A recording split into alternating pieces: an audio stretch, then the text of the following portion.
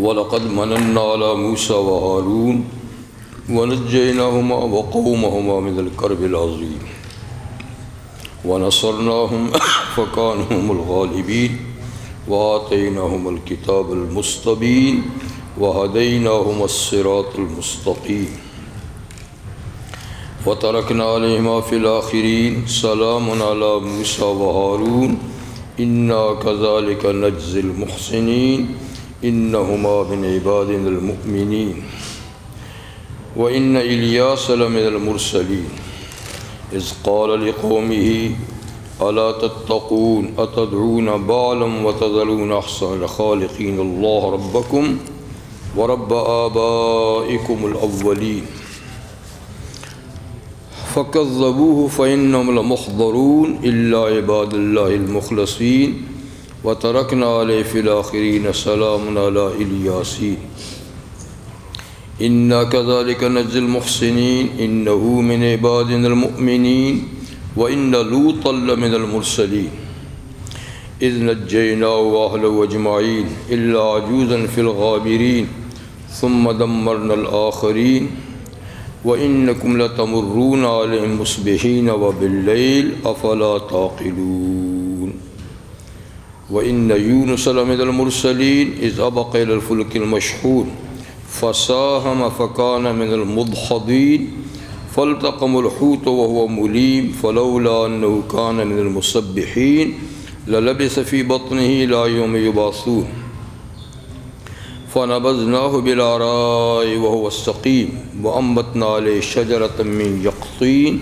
وَأَرْسَلْنَاهُ إِلَى 100,000 أَوْ يَزِيدُونَ فَآمَنُوا فَمَتَّعْنَاهُمْ إِلَى حِينٍ صدق اللہ العظیم۔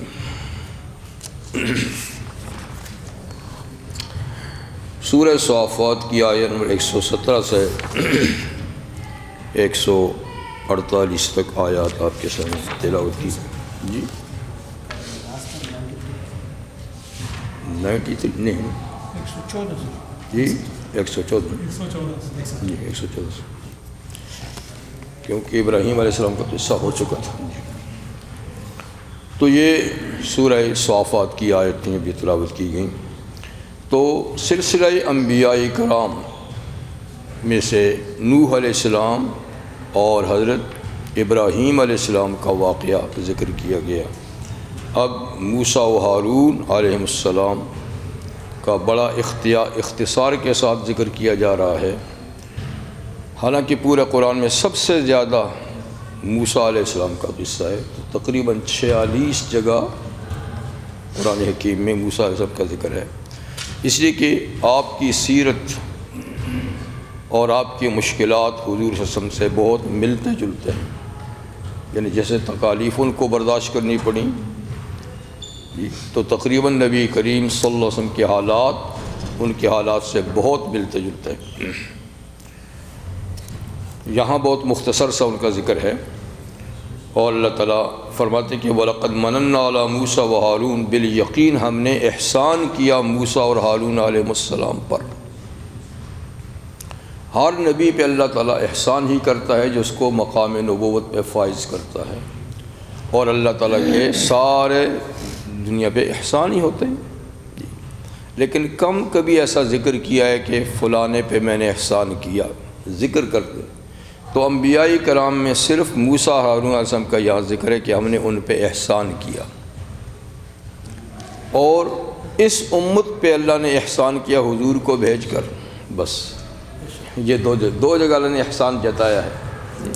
لقد من اللہ علی المؤمنین اذ بعث فیہم رسولا، کہ اللہ نے اہل ایمان پر بہت بھاری احسان کیا ہے جب ان میں ایک عظیم الشان رسول بھیجا۔ اور پھر انبیاء میں سے موسیٰ ہارون کا ذکر کہ ہم نے ان کو نبوت دے کر رسالت دے کر ان پہ احسان کیا ہے۔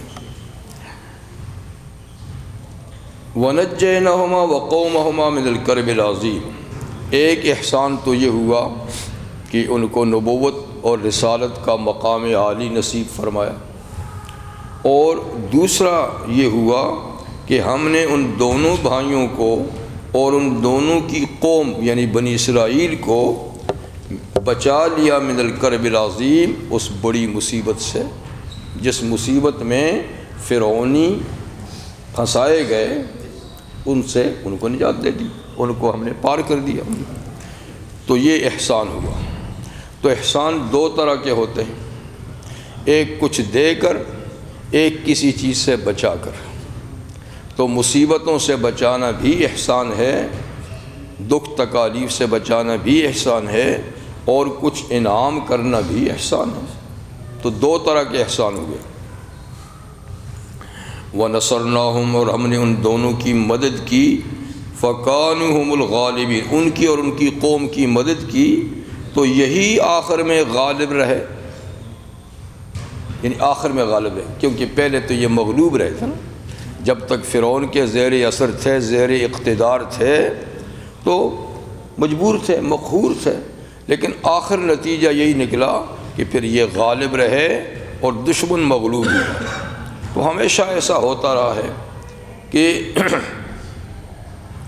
بظاہر آل حق کو ناکامیاں ہوتی رہتی ہیں اور آخر میں جا کر پھر کامیابی نصیب ہو جاتی ہے، رزلٹ ان کے حق میں نکلتا ہے۔ تو یہ اللہ کی طرف سے آزمائش اور امتحان ہوتا ہے جی۔ تو بالآخر یہ غالب رہے۔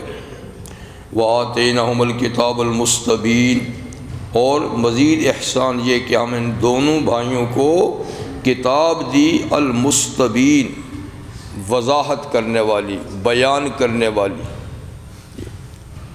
تو کتاب تو دراصل موسیٰ علیہ السلام کو ہی دی گئی تھی، لیکن چونکہ دونوں بھائی اللہ کے رسول ہیں جی، تو دونوں ایک ہی کتاب کے پڑھنے والے اور اس کی تبلیغ کرنے والے تھے، تو اس طرح گیا دونوں بھائیوں کو دی، کیونکہ اس کی تعلیم کا حکم دونوں کو تھا اور اس کی دعوت دینا دونوں کا تھا، تو گویا دونوں کو کتاب مل گئی جی۔ تو یہ کتاب مستبین، قرآن حکیم کے لیے بھی آتا ہے نا کتاب مبین، تو مبین مستبین کا معنی ہوتا ہے خوب وضاحت کرنے والی، بیان کرنے والی۔ تو کتابیں اللہ تعالیٰ نے اور بھی چھوٹی بڑی نازل فرمائی ہیں، لیکن تمام آسمانی کتابوں میں تورات اور قرآن حکیم جیسی واضح مفصل کوئی کتاب نہیں ہے، یعنی جتنی تفصیل ان کتابوں میں، یعنی تمام مسائل، عقیدہ بھی، عمل بھی جی، اور اس کے اندر اخلاقیات بھی، حدود بھی، جتنے قوانین ہیں معاشرتی زندگی سے متعلق، اخلاقی زندگی سے متعلق، قانونی زندگی سے متعلق، تو یہ دو جامع ترین کتابیں ہیں۔ اتنی جامعیت انجیل یا زبور میں نہیں، ان میں اخلاقی تعلیم تو کافی ساری ہے، لیکن قانون کی باتیں ان میں نہیں ہیں۔ زبور میں تو صرف ہے ہی نہیں، وہ تو مناجات ہیں، دعائیں ہیں، التجائیں ہیں، اور انجیل میں بھی برائے نام قانون زیادہ نہیں ہے، اس لیے حضرت عیسیٰ علیہ السلام بھی قوانین تورات ہی کے جاری و ساری کرتے تھے جی ہاں، تورات ہی پہ عمل کرتے تھے قانون کے لحاظ سے، صرف اخلاقی باتیں انجیل میں تھیں۔ اسی لیے قرآن حکیم میں انہی دو کتابوں کا زیادہ اللہ ذکر فرماتے ہیں۔ تو آل مکہ کو سورہ قصص میں اللہ تعالیٰ نے فرمایا ہے کہ تم اگر قرآن حکیم کو تسلیم نہیں کرتے تو اے نبی آپ ان سے کہہ دیجئے کہ تم اگر نہ قرآن کو مانتے ہو، نہ اس سے پہلی کتابوں کو مانتے ہو، تو پھر ان دو کتابوں سے کوئی بہتر کتاب لے آؤ نا، ان دو کتابوں سے۔ تو دو کا ذکر ہے، تورات اور قرآن کا، اس لیے کہ جامعیت ان دو میں ہے۔ وَهَدَيْنَاهُمَ الصِّرَاطَ الْمُسْتَقِيمَ، اور ہم نے ان دونوں بھائیوں کو کی رہنمائی کی سیدھے رستے کی، یہ بالکل استقامت سے سیدھے رستے پہ گامزن رہے، حالات جدھر بھی پلٹیاں کھاتے رہے مگر یہ حالات کے ساتھ نہیں پلٹے، یہ سیدھے رستے پہ چلتے رہے۔ وَتَرَكْنَا عَلَيْهِمَا فِي الْآخِرِينَ، اور ہم نے پچھلے لوگوں میں ان دونوں بھائیوں کے لیے ایک کلمہ خیر جاری کر دیا، ایک کلمہ خیر کا، دعا کا ایک کلمہ ہم نے پچھلے لوگوں میں ان دونوں بھائیوں کے لیے جاری کر دیا۔ وہ کیا ہے؟ سلام علی موسیٰ و ہارون، کہ جب بھی ان کا ذکر ہوگا تو لوگ ان پر سلامتی کی دعا کریں گے کہ موسیٰ علیہ السلام، ہارون علیہ السلام۔ تو ہر نبی کے لیے اللہ تعالیٰ نے یہ کلمہ جاری کیا ہے۔ پیچھے حضرت نوح علیہ السلام کے لیے بھی ذکر فرمایا تھا، ابراہیم علیہ السلام۔ تو ہر پیغمبر کے لیے سلامتی کی دعا کی جاتی ہے جب ان کا نام نامی اسم گرامی آتا ہے۔ تو یہ بھی اللہ تعالیٰ کی طرف سے ایک بہت بڑی نعمت ہے کہ دیکھیے صدیاں بیت گئی ہیں لیکن ان کا نام آتا ہے تو سلامتی کی دعا کی جاتی ہے۔ لیکن کتنے لوگ ہیں دنیا کے لحاظ سے بڑے بڑے گئے جن کے نام و نشان کا پتہ نہیں ہے۔ اگر کسی کا کوئی نام ہے بھی تو کوئی نام ہی لے کر کہہ دیتا ہے فلاں، کوئی دعا کا کلمہ ان کے لیے۔ تو یہ اللہ تعالیٰ کی طرف سے قبولیت ہوتی ہے۔ اللہ کی طرف سے قبولیت ہو جائے تو پھر موت کے بعد بھی چرچا رہتا ہے، اور اللہ تعالیٰ کی طرف سے قبولیت نہ ہو تو دنیا کے لحاظ سے بڑے بڑے فاتح کیوں نہ ہوں اور بڑے بڑے حکمران اور بادشاہ کیوں نہ ہوں، کوئی پوچھتا ہی نہیں ان کو، نہ ان کی قبروں کا پتہ ہے، نہ ان کا کوئی نام لیوا ہے۔ تو اللہ کی قبولیت چاہیے، مخلوق سے کیا قبولیت لینی ہے؟ وہ تو مفادات کی قبولیت ہے، ان کو فائدہ ملتا رہے گا تو نام لیتے رہیں گے، فائدہ رک گیا تو نام لینا تو کجا، پھر الٹا نام۔ اس لیے اللہ تعالیٰ حدیث میں آتا ہے کہ اللہ تعالیٰ جس بندے سے خوش ہو جاتے ہیں، اللہ کی نظروں میں جو بھا جاتا ہے، پسند آتا ہے، تو جبریل امین کو سب سے پہلے اللہ اس کی خبر دیتے کہ جبریل فلاں بندہ میرا پسندیدہ ہے، میرا محبوب ہے، تو بھی اس سے محبت کر، اور فرشتوں میں بھی اعلان کر دے۔ تو جبریل امین اس سے محبت کرتے ہیں، اور سارے فرشتوں کے وہ چونکہ سب کے سردار ہیں تو سب فرشتوں میں اعلان کرتے ہیں کہ فلاں بندہ اللہ کا محبوب اور مقبول ہے، پسندیدہ ہے، تم بھی اس سے محبت کرو۔ تو سارے محبت جو یعنی فرشتے جو اربوں خربوں کی تعداد میں، جن کی تعداد کا ہمیں پتہ نہیں ہے، تو وہ اس سے پیار کرتے ہیں۔ اور پھر فرشتوں ہی کی ایک ٹیم ہر انسان کے ساتھ بھی رہتی ہے، حفاظتی فرشتے ہیں، لکھنے والے فرشتے ہیں، دل میں اچھی بات ڈالنے والے فرشتے ہیں۔ یعنی ایک فرشتہ وہ جو دل میں اچھی بات ڈالتا ہے، ہمیشہ اس کی ڈیوٹی رہتی ہے، تو وہ بھی تو فرشتہ ہے، اس کے دل میں بھی ہوتی ہے۔ جب اس کے دل میں محبت آتی ہے تو وہ ہر دل میں اس بندے کی محبت کا انجیکشن بھی لگاتا ہے۔ تو اس طریقے سے پھر وہ محبت جو اللہ سے چلتی ہے فرشتوں میں، فرشتوں سے چلتی ہے پھر لوگوں کے دلوں میں۔ اب کتنے بندگان خدا ہیں جن کے ہم صرف نام سے واقف ہیں اور کچھ پتہ نہیں ہے، لیکن ہم جب ان کا نام لیتے تو بڑے عزت اور احترام کے ساتھ دعائیہ کلمہ بھی کہتے ہیں، رحمہ اللہ، جی اللہ ان کی مغفرت کرے، ان کے درجات بلند کرے۔ ہم نے ان کو دیکھا بھی نہیں، تو یہ کیوں کرتے ہیں؟ اسی قبولیت کی وجہ سے جو دل میں القاء کی جاتی ہے۔ یا نام نہیں جانتے تو بھی کہتے ہیں اللہ کے بندوں پر سلامتی ہو، وعلی عباد اللہ الصالحین، السلام علیکم ایھا النبی ورحمۃ اللہ وبرکاتہ، السلام علی عباد اللہ الصالحین، میں سارے ہی نیک بندے آ گئے۔ تو یہ دعا اسی لیے کی جاتی ہے کہ یہ اس اللہ کی طرف سے ڈالی ہوئی محبت کا نتیجہ ہوتی ہے۔ وَتَرَكْنَا عَلَيْهِمَا فِي الْآخِرِينَ سَلَامٌ عَلَىٰ مُوسَىٰ وَهَارُونَ إِنَّا كَذَٰلِكَ نَجْزِي الْمُحْسِنِينَ۔ فرمایا کوئی بات موسیٰ اور ہارون علیہ السلام تک محدود نہیں، ہم ہر نیکی کرنے والوں کو ایسا ہی صلہ اور بدلہ دیتے ہیں۔ ہر نیکی کرنے والے کا ذکر خیر پچھلوں میں باقی رکھتے ہیں۔ جی اِنَّهُمَا مِنْ عِبَادِنَا الْمُؤْمِنِينَ، یہ دونوں بھائی ہمارے مومن بندوں میں سے تھے۔ تو انبیاء کرام تو مومنین اولین ہوتے ہیں، اپنی امت میں سب سے پہلا مومن کون ہوتا ہے؟ نبی ہوتا ہے۔ جی تو مومن تو وہ ہے، اور ان کی وجہ سے امت میں ایمان آتا ہے۔ جی تو وہ اصل ہیں ایمان کے، لیکن اللہ تعالیٰ اعزاز کے طور پہ فرماتے ہیں کہ وہ ہمارے مومن بندے ہیں، وہ ہمارے یہ عزت کی بات ہے۔ جیسے بندے تو سبھی خدا کے ہیں، لیکن اللہ فرماتا ہے عباد الرحمن، رحمان کے بندے، یا فرماتے ہیں نعم العبد، بہت اچھا بندہ، ورنہ کافر بھی تو خدا ہی کے بندے ہیں، کسی اور کے بندے تو نہیں ہیں۔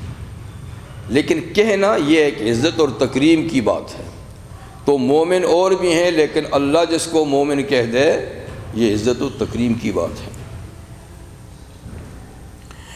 ان کے بعد وَإِنَّ إِلْيَاسَ لَمِنَ الْمُرْسَلِينَ، ایک اور نبی کا ذکر ہے، حضرت الیاس علیہ السلام۔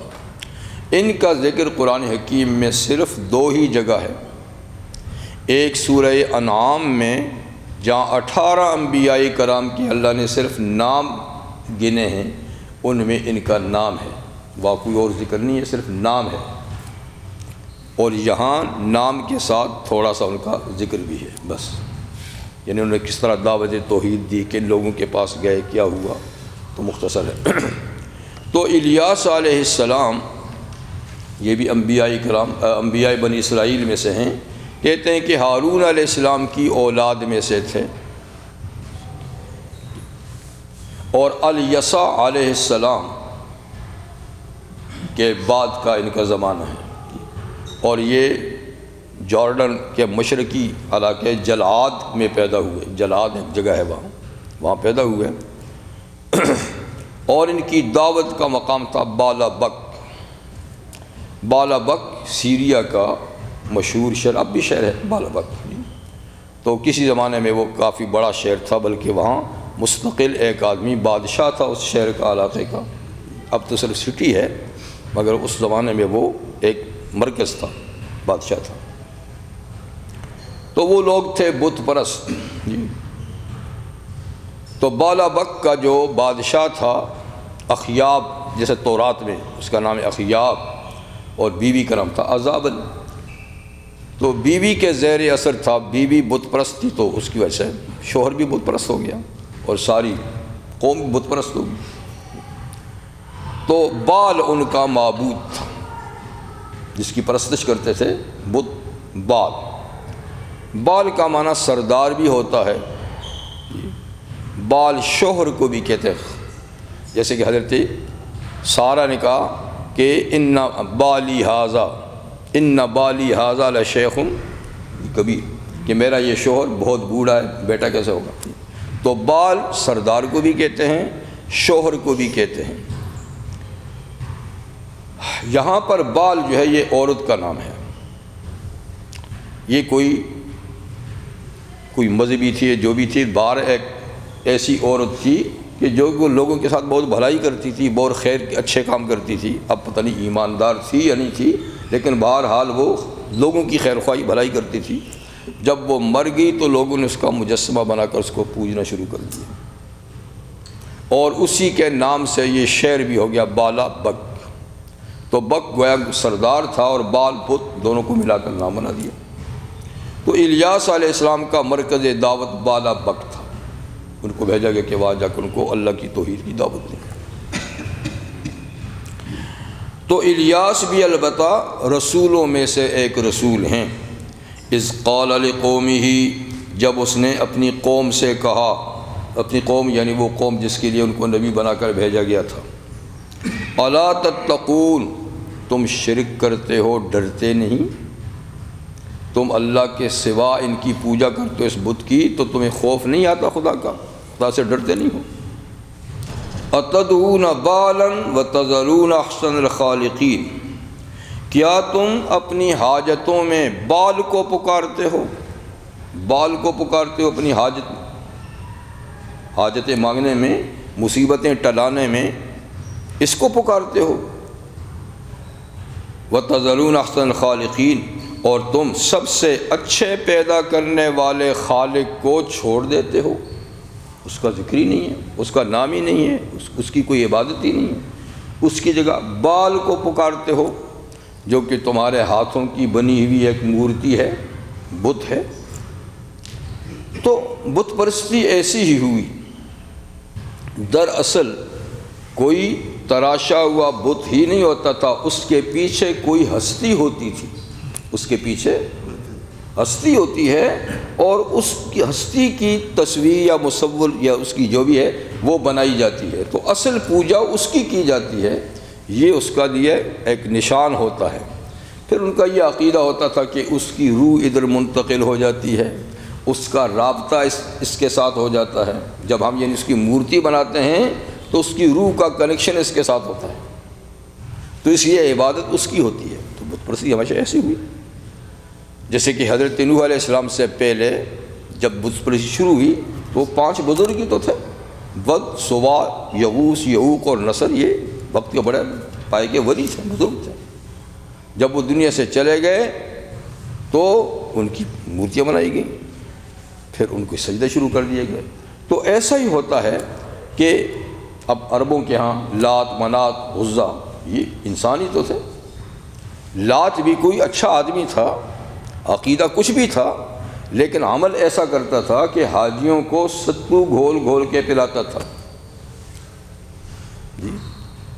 تو لت کہتے ہیں نا مکس کرنے کو، لت السویق کہتے ہیں، سویق کہتے ہیں نا ستو کو، پتہ نہیں آپ ستو جانتے ہیں؟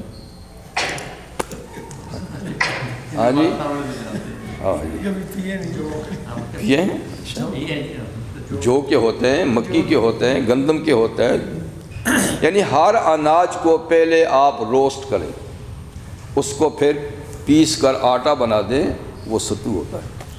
چاہے اس کو یوں پھانکیں، ٹھیک ہے نا، چاہے اس کو نہ اس میں پانی یا گھی ملائیں، دودھ ملائیں، زیادہ تر دودھ ملاتے ہیں، پانی ملائیں، اس کو پی لیں، یہ ستو ہے۔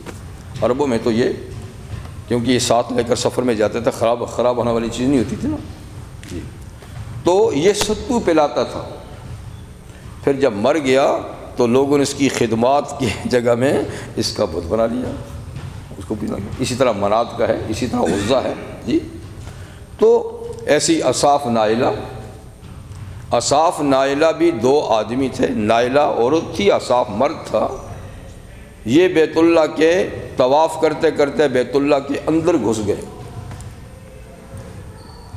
اندر گئے تو بس انہوں نے بدکاری کر دی، اندر جا کر بدکاری کی، تو پھر اللہ نے اسی وقت ان کو پتھر بنا دیے، دونوں پتھر بن گئے۔ تو لوگوں نے نکال کے باہر رکھا عبرت کے لیے، پھر ان کو ایک کو صفا ایک کو مروہ پہاڑی پہ رکھ دیا عبرت کے لیے کہ دیکھو انہوں نے اتنی بدکاری کی اللہ کے گھر کے اندر، خدا نے ان کو فوراً سزا دی، اس سے عبرت حاصل کرو۔ کچھ عرصہ عبرت تھی، پھر اس کے بعد پوجا پاٹ شروع ہوئی اور ان کے نام کا تلبیہ شروع کیا، لبیک یا اصاف یا نائلہ لبیک، ہاں جی، خدا بنا دیا۔ تو ایسا ہی ہوتا ہے کہ بتوں کے پیچھے کوئی شخصیات ہوتی ہیں، چاہے وہ اچھی شخصیات ہوں یا بری ہوں یا کوئی بھی ہو، لیکن ہوتی شخصیات ہیں، تو دراصل عبادت ان کی ہوتی ہے۔ تو خیر ان کے بعد یہ بھی کوئی عورت تھی جی جو اچھے کام کرتی تھی، تو ان کو بت بنا دیا۔ اتدعون بالا، کیا تم بال کو پکارتے ہو، وتذرون احسن الخالقین، اور تم چھوڑتے ہو سب سے اچھے پیدا کرنے والے کو۔ تو سب سے اچھا پیدا کرنے والے کا مطلب کہ کوئی اور بھی پیدا کرنے والا ہے، کہ احسن الخالقین تو اللہ ہے، تو کوئی اور بھی پیدا کرنے والا ہے۔ تو دراصل تو حقیقت میں تو کوئی اور پیدا کرنے والا نہیں، لیکن جوڑ توڑ کر چیزیں بنانے والے تو ہیں نا۔ تو یہ بھی ایک قسم کی تخلیق حقیقی نہیں، حقیقی تو نہیں، لیکن مجازاً عناصر سے، مادے سے جوڑ توڑ کر شکلیں بنانا، یہ بھی ایک طرح کی تخلیق ہے۔ جیسے مشینری بن رہی ہے جی، اس سے گاڑیاں بن رہی ہیں، جہاز بن رہے ہیں، ٹرینیں بن رہے ہیں، ٹرینیں بن رہی ہیں، یہ بھی تو ایک طرح کی تخلیق ہی ہے نا، یعنی اور کئی قسم کی مکان بن رہا ہے، فلاں بن رہا ہے۔ تو انسان جو ہے نا کئی چیزوں میں بناتا ہے، تو اصل خالق تو نہیں ہے، اس لیے کہ جن چیزوں سے بناتا ہے وہ چیزیں اس کی بنی ہوئی تو نہیں ہیں۔ اصل خالق تو وہ ہے جو بغیر مادے کے، بغیر میٹیریل کے، بغیر آلات کے بنائے۔ لیکن کسی نے چیزیں بنائی ہیں، اب ان میں سے چیزوں کو آپس میں جوڑ توڑ کے بنا لینا شکلیں، تو یہ بھی ایک طرح کی تخلیق ہے۔ اس لحاظ سے فرمایا کہ سب سے اچھا خالق جو بغیر کسی مادے کے، بغیر کسی آلے کے چیزیں بناتا ہے، وہ سب سے اچھا پیدا کرنے والا ہے۔ اس کو تم چھوڑ دے ہو جی، تو اس کے مقابلے میں جو بنانے والے ہیں یہ تو احسن نہیں ہیں، یہ تو احسن نہیں ہیں، وہ احسن ہے۔ تو اس لحاظ سے اللہ تعالیٰ کو احسن الخالقین کہا جاتا ہے اور خلاق بھی کہا جاتا ہے، کیونکہ مجازاً چیزیں بنانے والے اور بھی ہیں جی جی۔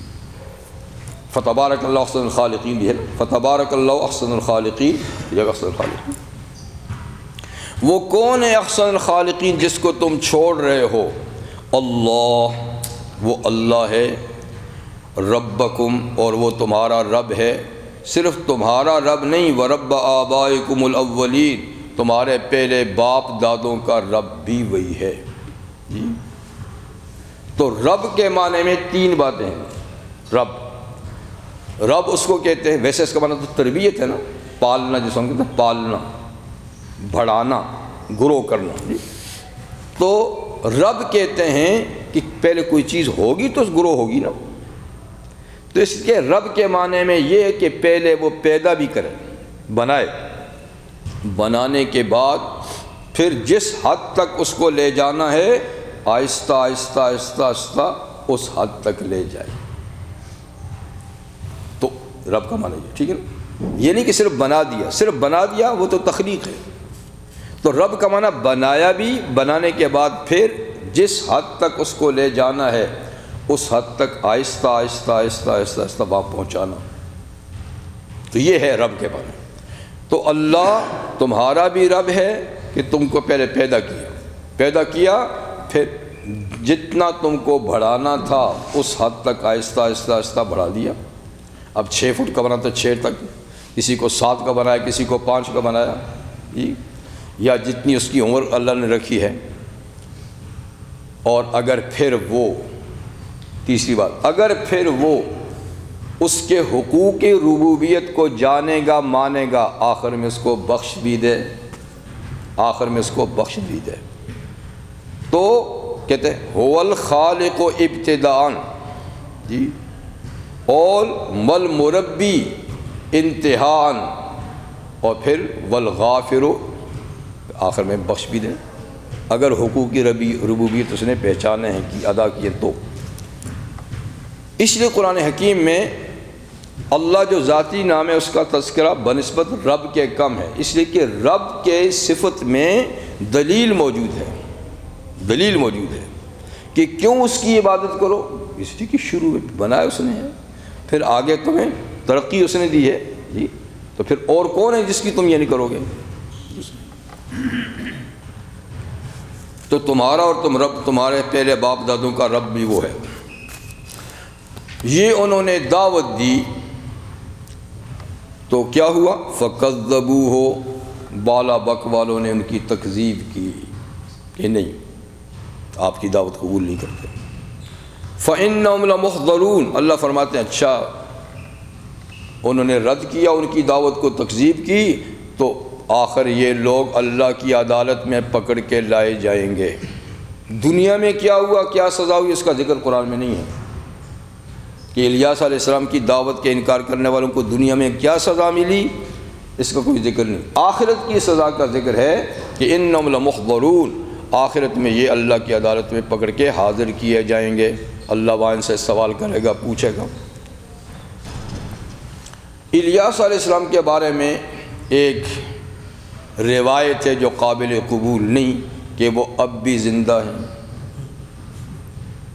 جیسے عیسیٰ علیہ السلام زندہ ہے، آسمانوں پر ہیں، تو لیکن وہ روایت میں نے کہا قابل قبول نہیں ہے، بلکہ انہوں نے اپنا عرصہ زندگی دنیا میں پورا کیا، اور جیسے اور انبیاء کرام اللہ کے ہاں جا چکے ہیں اس طرح وہ بھی جا چکے ہیں، لیکن ایک روایت ایسی ہے تو اس لیے وہ اس کو میں نے ذکر کر دیا، لیکن وہ میں نے کہا ہاں یہ ایسی نہیں جی۔ اس کی بیس کیا ہے؟ کس کی؟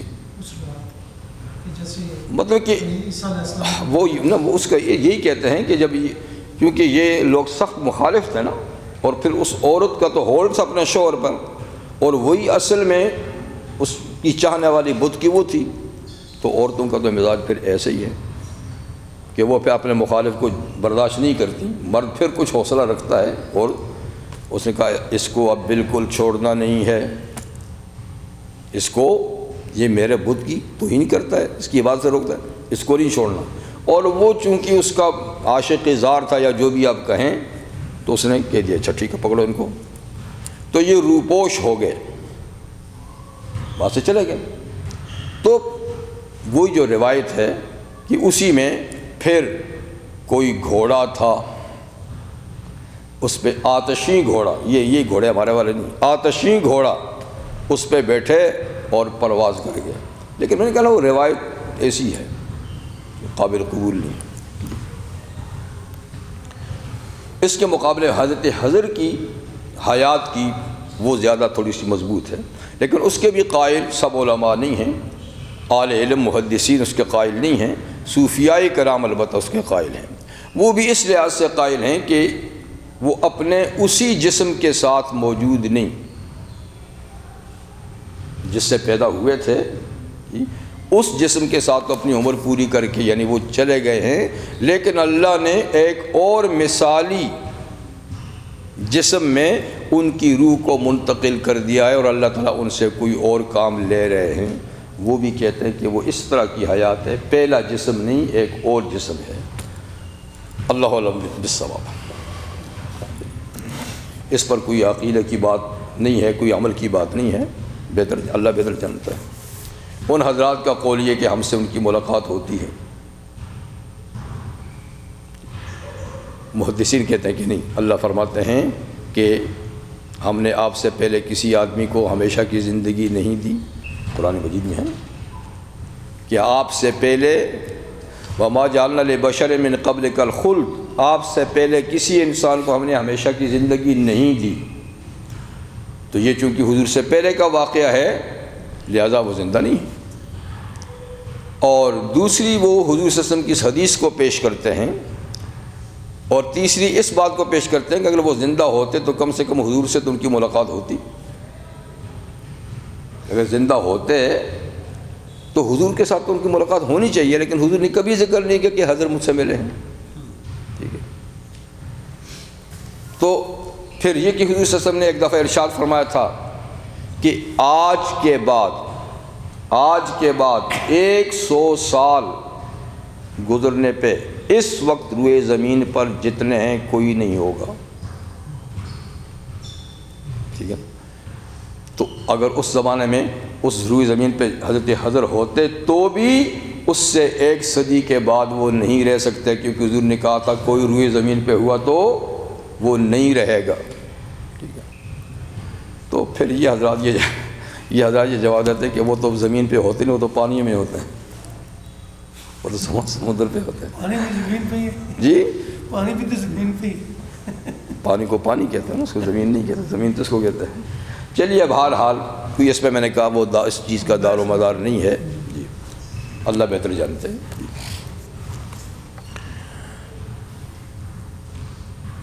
اچھا جی ہو گیا۔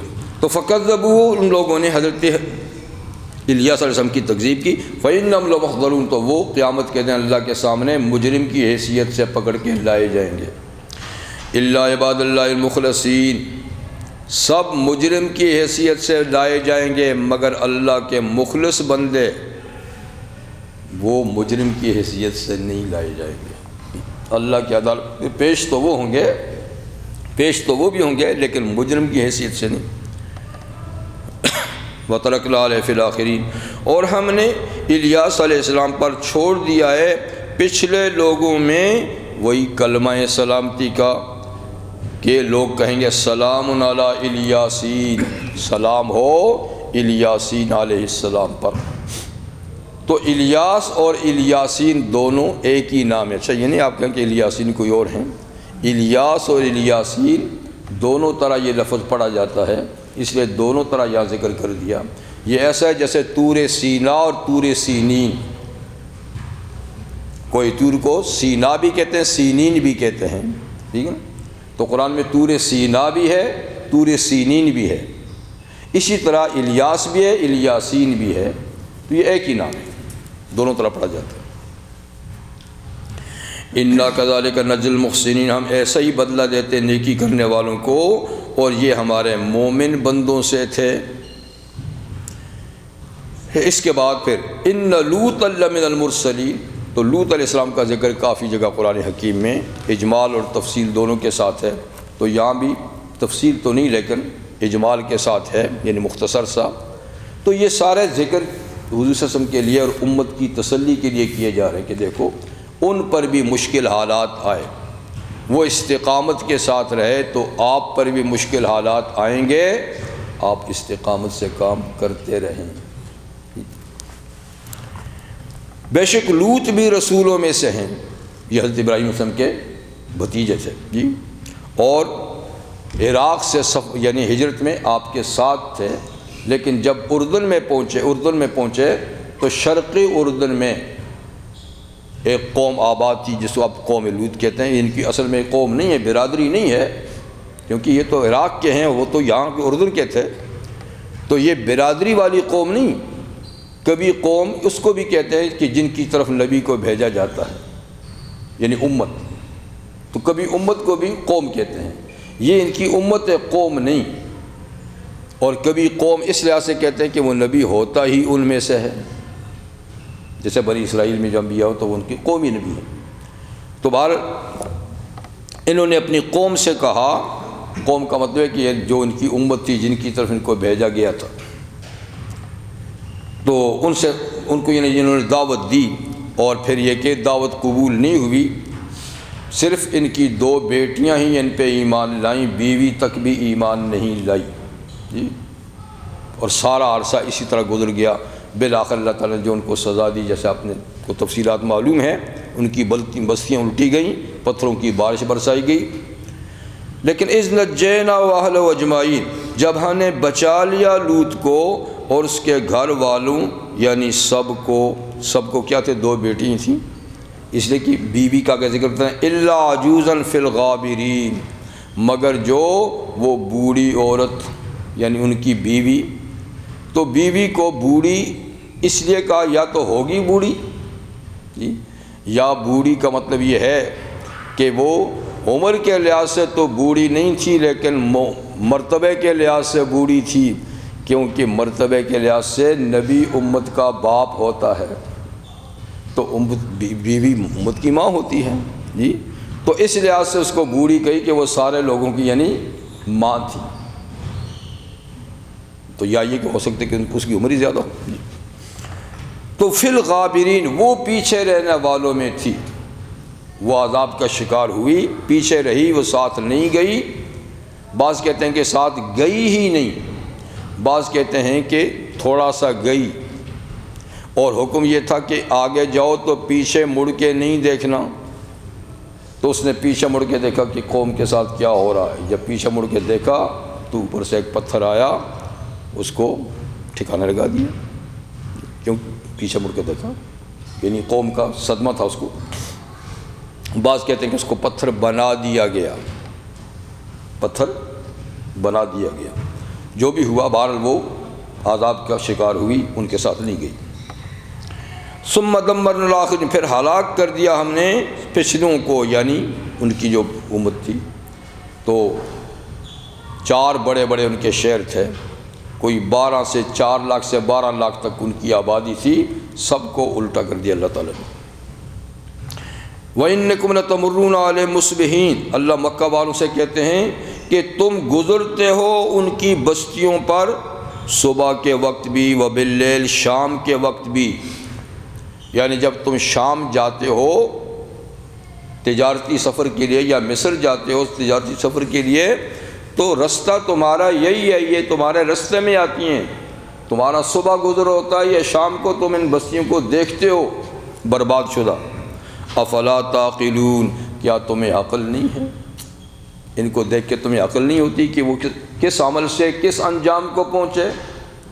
نبی کی مخالفت کا نتیجہ کیا نکلا؟ تم بھی پیغمبر کی مخالفت کرتے ہو، تو اس سے عقل نہیں کرتے، سمجھتے نہیں۔ لیکن جب عقل چلی جائے تو کیسے آئے گی؟ وَإِنَّ يُونُسَ لَمِنَ الْمُرْسَلِينَ، اور بے شک یونس علیہ السلام بھی اللہ کے رسولوں میں سے ایک رسول تھے، یہ بھی انبیاء بنی اسرائیل میں سے تھے، اور اپنے وقت میں 5 نبی اکٹھے تھے. 5 نبی، کیونکہ بنی اسرائیل میں ایک ایک وقت میں کئی نبی ہوتے تھے، سینکڑوں بھی ہوتے تھے. تو یہ اپنے وقت میں 5 نبی تھے. جی، تو ان کا مقام ملک شام تھا، یعنی جارڈن کا حصہ، سیریا پورا، لبنان پورا، فلسطین پورا، یہ سب شام. جی، تو اس ایریا میں یہ تھے.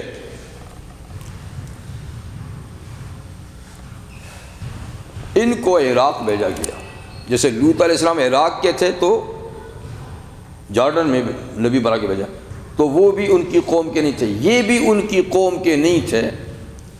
تو اللہ کا حکم ہوا کہ اس زمانے میں نینوا بڑا شہر تھا. نینوا اب بھی ہے عراق میں.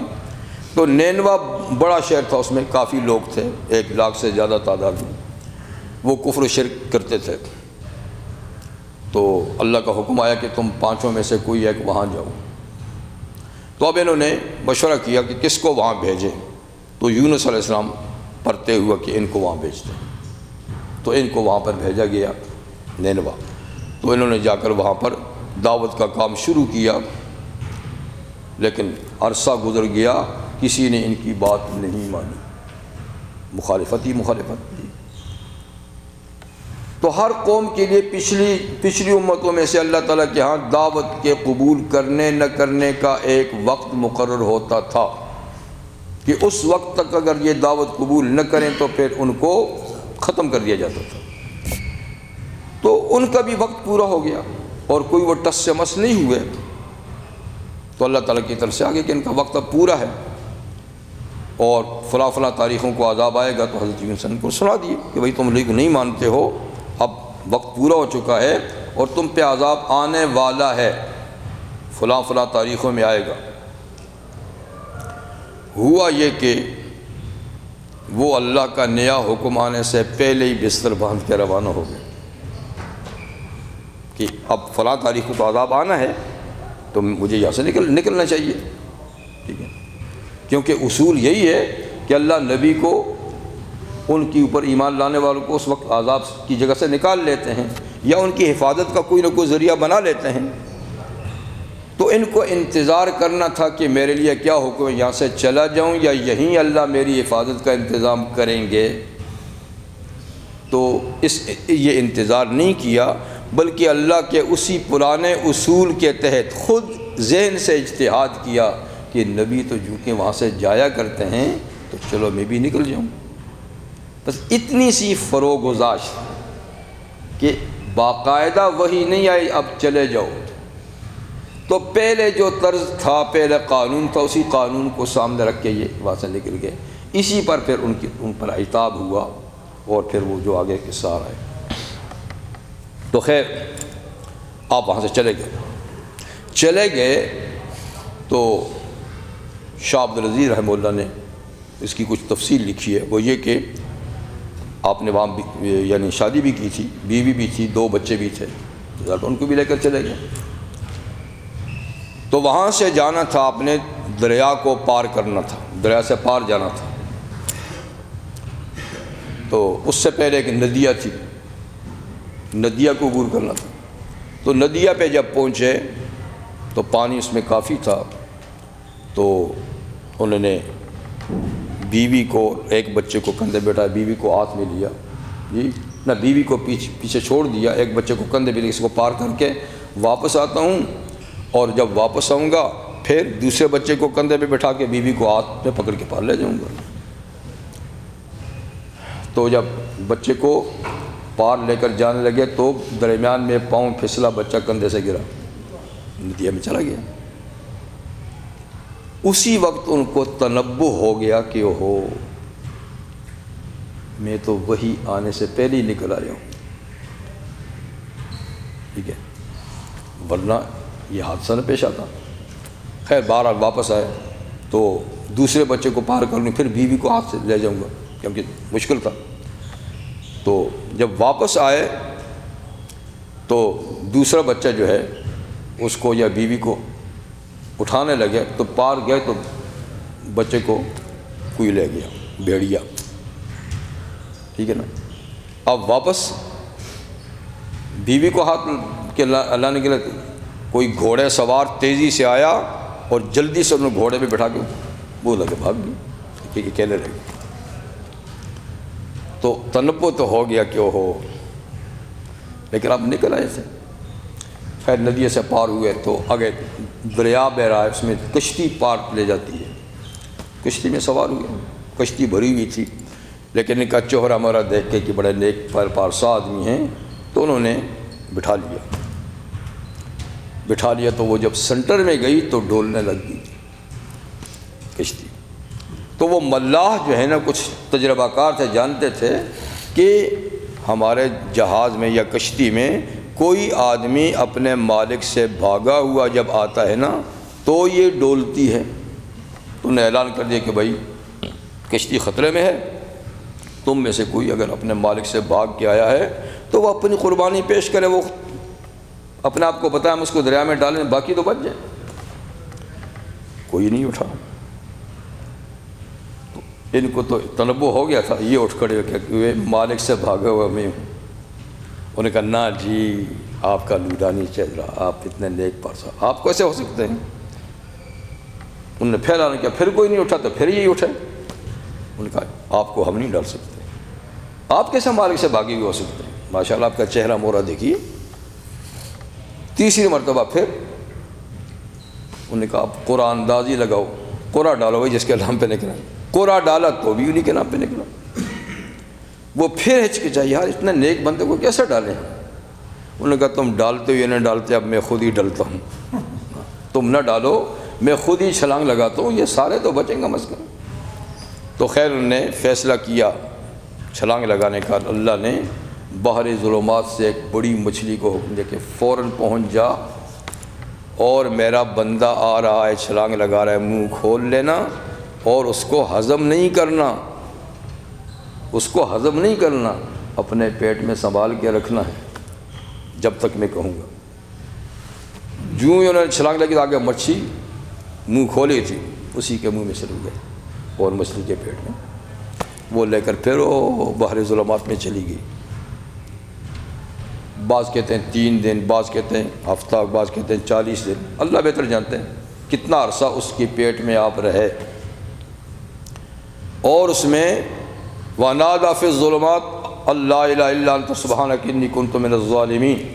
یہ دعا پڑھتے رہے کہ اللہ کے سوا کوئی معبود نہیں، میں ہی خود اپنے اوپر بے انصافی کرنے والا ہوں، آپ پاک ہیں.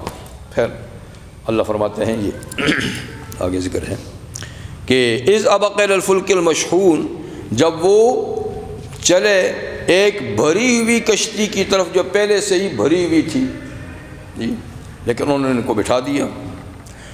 پھر یہ کہ وہ جب ڈولنے لگی فساہم، تو انہوں نے قرعہ اندازی کی کہ ایک آدمی کم کریں. فکان من المدحضین، تو حضرت یونس ہی گرائے جانے والوں میں نکلے، یعنی قرعہ انہی کے نام پہ نکلا کہ ان کو گرایا جائے. جب وہ گرے تو فلتقم الحوت، مچھلی نے ان کو لقمہ بنا لیا، مچھلی نے ان کو لقمہ بنا لیا. وَهُوَ مُلِيمٌ، اس حال میں کہ وہ اپنے آپ کو ملامت کر رہے تھے کہ میں نے نئی وحی کا انتظار کیوں نہیں کیا، کیوں نکل آیا، نہیں آنا چاہیے تھا، تو خود کو ملامت کر رہے تھے. فَلَوْلَا أَنَّهُ كَانَ مِنَ الْمُسَبِّحِينَ، اگر وہ مچھلی کے پیٹ میں جا کر تسبیح پڑھنے والے نہ ہوتے نا جی، تو لَلَبِثَ فِي بَطْنِهِ إِلَىٰ يَوْمِ يُبْعَثُونَ، تو وہ قیامت تک ہم ان کو مچھلی کے پیٹ ہی میں قید رکھتے، تو وہ رہتے اس کی مچھلی کے پیٹ میں إِلَىٰ يَوْمِ يُبْعَثُونَ، اس دن تک جب سب لوگ قبروں سے اٹھائے جائیں گے، یعنی قیامت تک. لیکن انہوں نے تسبیح شروع کر دی تو ہم نے قیدی سے جلدی رہائی دے دی، ورنہ ہم قیامت تک ان کو قید رکھتے. فَنَبَذْنَاهُ، بہرحال جتنے دن بھی رہے اس کے بعد ہم نے پھینک دیا، یعنی پھینکوا دیا، پھینک دیا ان کو بِالْعَرَاءِ، چٹیل میدان میں، کھلے میدان میں. وَهُوَ السَّقِيمُ، اور وہ بیمار تھے، یعنی کمزور تھے. یا سقیم کہنا بالکل کمزور، جسم جو ہے نا بالکل، کھال جو ہے بالکل پتلی ہوگی مچھلی، آخر آپ کو پتہ ہے کتنی گرم ہوتی ہے، ہاں جی، تو اس کے پیٹ میں جتنے بھی رہیں بال بھی اتر گئے ہیں جسم سے اور کھال بھی بالکل، تو حرکت کرنے کے قابل نہیں ہے۔ اس نے اگل دیا دریا کے کنارے پر، تو ریت تھی، نہ کوئی درخت ہے، نہ کوئی سایہ ہے، نہ کوئی، اور کپڑے وپڑے تو آپ کو پتہ ہے کہاں ہوں گے، وہ بھی چپک کے سب کچھ، تو حرکت کرنے کے قابل نہیں ہیں، تو بالکل سقیم یعنی جیسا کہ بیمار ہیں۔ وَأَنبَتْنَا عَلَيْهِ شَجَرَةً مِّن يَقْطِينٍ، اور ہم نے ان کے اوپر کدو کا درخت اگا دیا تاکہ سایہ ہو۔ درخت کی تپش برداشت تو نہیں کر سکتا نا جسم، حرکت بھی نہیں کر سکتے اٹھ کے، تو فوراً اللہ نے اپنی قدرت سے کدو کا درخت اس کے اوپر اگا دیا۔ اس کے پتے بھی آپ کو پتہ بہت نرم ہوتے ہیں، مکھی بھی نہیں بیٹھتی، تو پورا اس نے سایہ کر دیا پورے جسم پر۔ تو خیر پھر جیسے کہ روایات میں ہے کہ ایک جنگلی بکری ادھر آ نکلی، تو اللہ نے حکم دیا کہ اس کے قریب جائے، وہ حرکت قریب گئے تو اس کا تھن منہ میں لیا تو پانی یعنی دودھ پیا۔ اب بکری روزانہ آتی، ان کو دودھ پلا کے چلی جاتی تھی، یہ خوراک تھی، یہاں تک کہ ان کا جسم ذرا مضبوط ہوا، طاقت ہوئی، اٹھے اور اب آپ واپس جانے لگے جہاں سے آئے تھے۔ حکم آیا نا کہ واپس جاؤ، ہم نے تو ان کی توبہ قبول کر لی ہے۔ تو یہ واحد قوم ہے کہ جن پہ عذاب آیا ہوا خدا نے واپس لے لیا توبہ کرنے سے، ورنہ کسی قوم پر عذاب آیا ہوا واپس نہیں، یہی قوم ہے جی، جیسے سورہ یونس میں گزرا ہے، صرف وہی۔ اور یہ شاید اس لیے کہ نبی پہلے چلا گیا تھا اس وقت، تو جب وہ ٹھیک ٹائم پہ عذاب آیا، بادل آئے، تو سمجھ گئے کہ وہ یونس تو ٹھیک کہتے تھے، تو سب مرد، عورتیں، بچے اور جانوروں کو بھی لے کر میدان میں نکل کے سب آہو زاری کرنے لگ گئے، توبہ کی سچی، تو اللہ نے عذاب ٹلا دیا۔ اب یہ جب ٹھیک ہوئے تو ان کو بھی کہا جاؤ، وہ تمہاری تلاش میں ہیں، اب تمہاری بات مانیں گے۔ تو یہ وہاں سے چلے کہ رستے میں ایک چرواہا بکریاں چرا رہا تھا، اس کے پاس ایک بچہ تھا۔ کہا بچہ کس کا ہے؟ کہا ایک بھیڑیا لے کر جا رہا تھا، یار میں نے چھڑا دیا تو پتہ نہیں کس کا ہے، اب میرا ہی تو ہے، لے لیا۔ اور آگے گئے تو وہی ندیہ کے کنارے دھوبی کپڑے دھو رہے تھے، دوسرا بچہ وہاں بیٹھا ہوا۔ کہا بچہ کس کا ہے؟ کہا بیٹا ہوا آ رہا تھا، ہم نے پکڑا یہاں بٹھا دیا ہے، ہمیں کیا پتہ کس کا ہے؟ کہا میرا ہے، کہ لے جاؤ، ہم نے تو وہاں سے پکڑا۔ بیوی کے بارے میں کہتے ہیں کہ وہ آدمی جو لے گیا، لے تو گیا گھر میں، لیکن اللہ نے اس کے پیٹ میں کوئی ایسی مروڑ اور تکلیف پیدا کر دی کہ اس کو چین نہیں آ رہا، ایسا تڑپ رہا ہے۔ تو کسی بندہ خدا نے اس کو کہا کہ بھئی تو نے کسی پہ کوئی ظلم اور زیادتی کی ہوگی، جی تو اس زیادتی کا ازالہ کرے گا تو ٹھیک ہوگا، یہ دواؤں سے ٹھیک ہونے والا نہیں ہے، یہ کچھ خاص بات ہے۔ ظلم و زیادتی اور تو کچھ نہیں ہے، ایک خاتون کھڑی تھی ندیہ کے، اس کو لے کر آیا تھا، تو وہ لے جا ہی رہا تھا اسی جگہ میں چھوڑنے کے لیے کہ مجھے کیا پتہ کس کی ہے، کون ہے، وہیں چھوڑ دوں گا۔ تو یونس ابھی اسی ایریے میں تھے کہ بیوی بھی وہاں کھڑی تھی، کہا ایک آدمی لے گیا تو مجھے یہاں اتار دیا اس نے۔ تو بیوی بچے بھی مل گئے، سیدھے اپنی قوم میں گئے، قوم نے بڑا استقبال کیا جی، اور پھر ان کی ساری باتیں مانی، پھر ان کے اندر ایک عرصے تک رہے، وہیں انتقال ہوا، وہیں ان کی قبر ہے نینوا میں۔ اور یہ کہ بعد میں پھر وہ لوگ بعد میں بگڑے، لیکن ان کی زندگی تک وہ سدھرے رہے، اس لیے فرمایا فآمنوا، تو وہ لوگ ایمان لائے، فمتعناہم الی حین، ہم نے ان کو زندگی کا فائدہ دیا ایک وقت تک، یعنی سزا روک لی، ان کو زندگی کا موقع دیا جی۔ وَأَرْسَلْنَا إِلَىٰ مِائَةِ أَلْفٍ وَيَزِيدُونَ، اور ہم نے یعنی بھیجا یونس علیہ السلام کو 1,00,000 اور اس سے بھی زیادہ لوگوں کی طرف، یعنی 1,00,000 یا اس سے بھی زیادہ لوگوں کی طرف، تو کہتے ہیں 1,20,000 وہاں کی آبادی تھی، تو ان کی طرف ان کو دوبارہ بھیجا۔ وہ ایمان لائے، فمتعناہم الی حین، تو ان کو ایک وقت تک فائدہ پہنچایا، اللہ نے ان کو زندگی عطا فرمائی۔ تو یہ ہے قصہ. حضور صلی اللہ علیہ وسلم کو کدو پسند تھا اور فرماتے تھے کہ یہ میرے بھائی یونس کا تحفہ ہے، یعنی اللہ نے یہ درخت ان کے لیے سائے کے طور پہ پیدا کیا تھا، تو آپ کو بڑا پسند تھا کدو. چلیے یہ ہو. سبحانک اللہم و بحمدک اشہد ان لا الہ الا انت استغفرک و اتوب الیک.